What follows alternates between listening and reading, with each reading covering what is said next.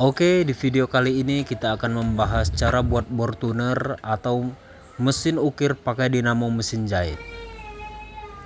Poin pertama yang perlu kita perlukan untuk merakit bor ukir yaitu dinamo mesin jahit,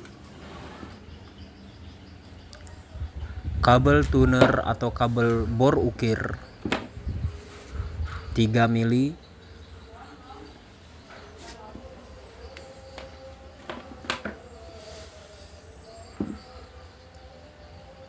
drat konektor,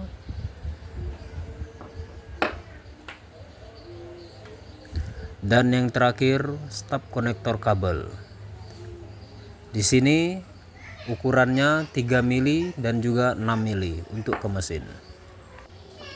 Oke teman-teman, bagaimana cara merakitnya? Langsung saja kita simak videonya.